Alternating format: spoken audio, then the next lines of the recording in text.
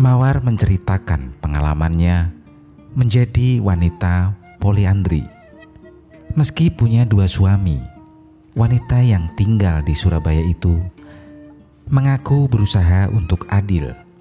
Dia memberikan jatah kepada suami kedua di saat suami pertama sedang keluar kota.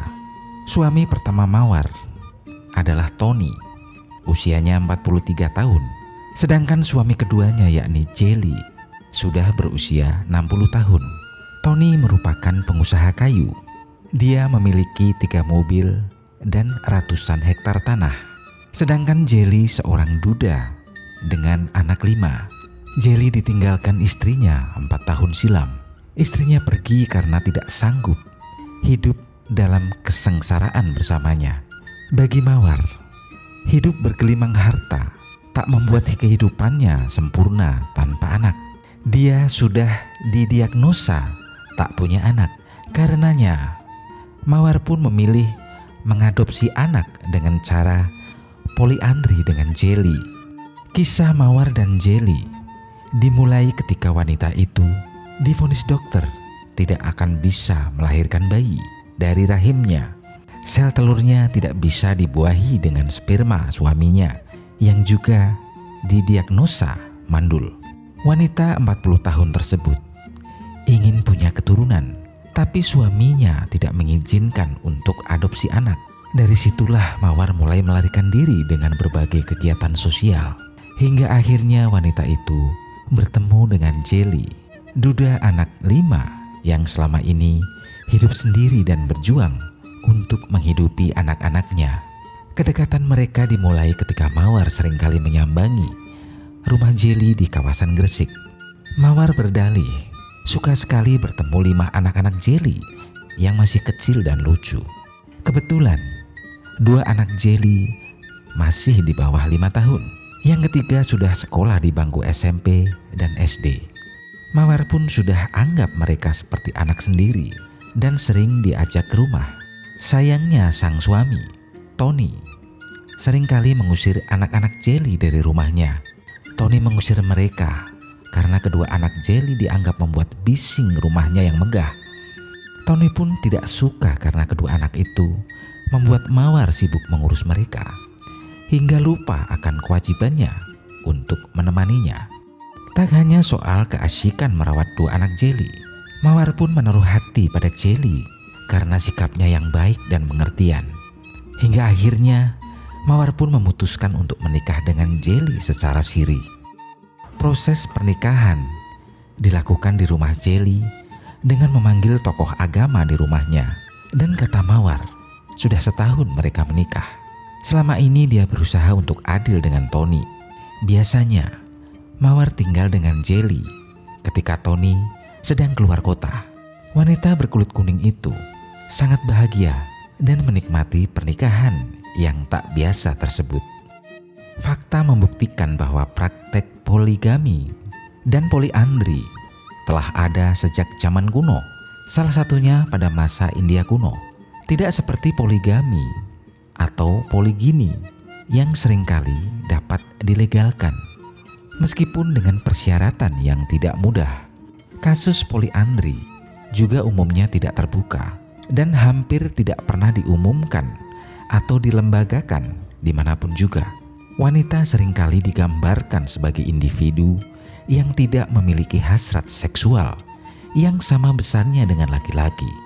Faktor tersebut juga menjadi alasan lain mengapa poliandri sering dilihat tidak lazim. Poliandri sendiri adalah praktek pernikahan di mana seorang wanita yang menikah dengan lebih dari 1 orang pria.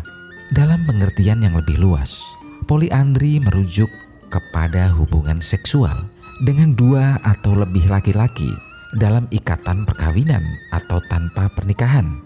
Praktek ini lazim sejak zaman Mahabharata, di mana Ratu Draupadi memiliki 5 suami, yaitu Pandawa 5. Meskipun telah dihentikan, tetapi di beberapa daerah terpencil di India, terutama di desa-desa, di mana populasi wanita sangat rendah dibandingkan dengan pria, praktek ini masih banyak dijumpai. Mari kita kupas beberapa suku di dunia yang melakukan poliandri dan perkawinan nyeleneh lainnya. Yang pertama adalah satu pria memiliki banyak istri, mungkin sudah biasa. Tetapi jika sebaliknya akan menjadi berita besar. Di desa Dehradun, India Utara, poliandri bukanlah hal aneh. Adat di sana justru mengharuskan para wanita menikah dengan pria, sekaligus semua saudara kandungnya. Itulah yang terjadi pada wanita 21 tahun bernama Raju Verma. Secara resmi, Raju bersuamikan Gudu. Mereka menikah secara agama Hindu. Setelah itu, Raju juga menikahi 4 saudara laki-laki Gudu, yakni Baiju 32 tahun, Sanram 28 tahun, Gopal 26 tahun, dan Dinesh 19 tahun. Gudu si suami pertama menerangkan bahwa 5 bersaudara berhubungan seks dengan Raju dan tak pernah merasa cemburu. Mereka keluarga besar yang bahagia. Raju pun tampaknya tak keberatan dengan adat yang berlaku. Dulu ibunya juga melakukan hal yang sama, yaitu menikahi 3 pria yang bersaudara. Awalnya mungkin terasa aneh, tetapi dia menyayangi mereka semua. Kini wanita muda itu telah memiliki 1 putra yang bernama Jai. Sayangnya ia sendiri tak tahu pasti siapa ayah kandung dari putranya.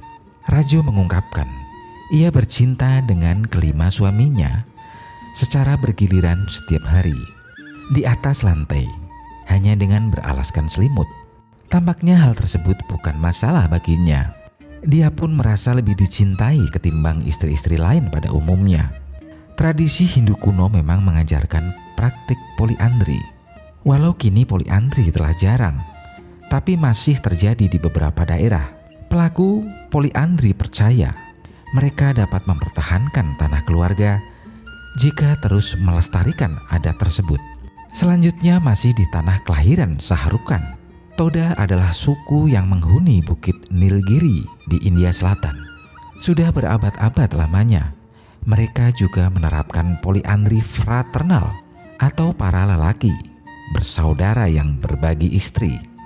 Artinya, saat seorang perempuan menikahi seorang lelaki, otomatis ia juga menikahi saudara-saudara suaminya.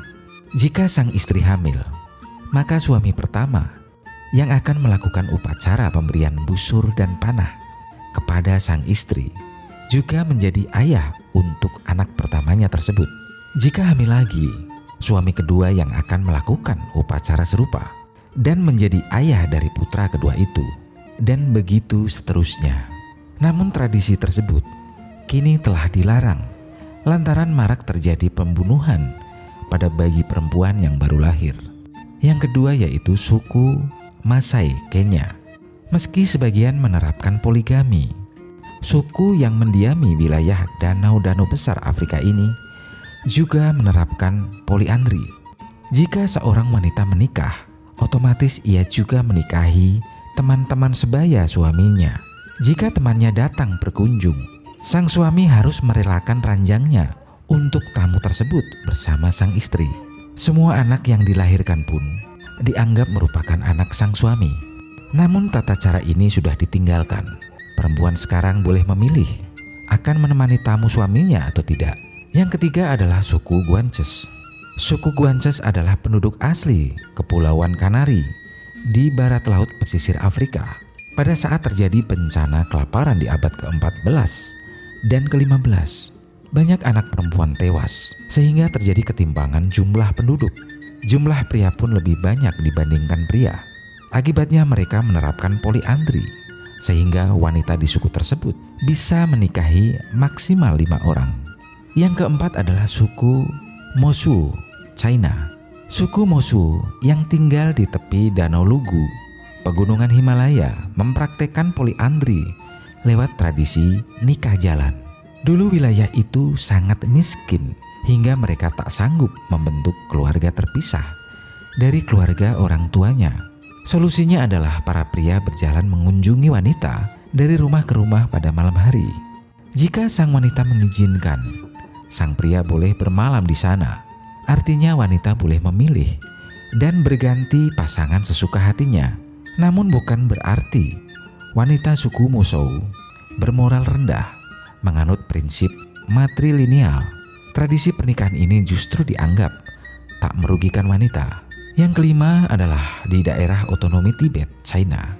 Cara agar tanah tak dibagi-bagi antar saudara, lahan pertanian pun harus dipertahankan untuk menyokong kebutuhan keluarga. Itu sebabnya mereka memakai cara poliandri agar para saudara lelaki tetap berada dalam satu rumah. Selain itu, letak Tibet yang berada di pegunungan membuat sebagian lahan pertanian sulit ditanami dan butuh banyak kekuatan fisik. Perempuan akhirnya menikahi banyak suami karena mereka lebih kuat dan bisa membantu mengurus lahan pertanian. Dalam tradisi Tibet, pernikahan sudah dirancang sejak anak-anak mereka masih kecil. Dalam rumah tangga poliandri itu, saudara lelaki tertua menjadi kepala rumah tangga. Sementara itu, saudara lelaki lainnya berbagi pekerjaan secara adil. Tetapi mereka semua punya hak yang sama untuk berhubungan intim dengan sang istri.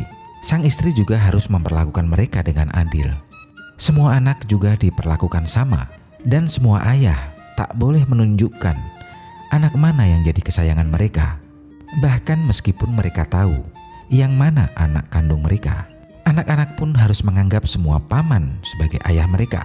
Namun mereka biasanya hanya akan memanggil ayah pada suami tertua yang masih hidup.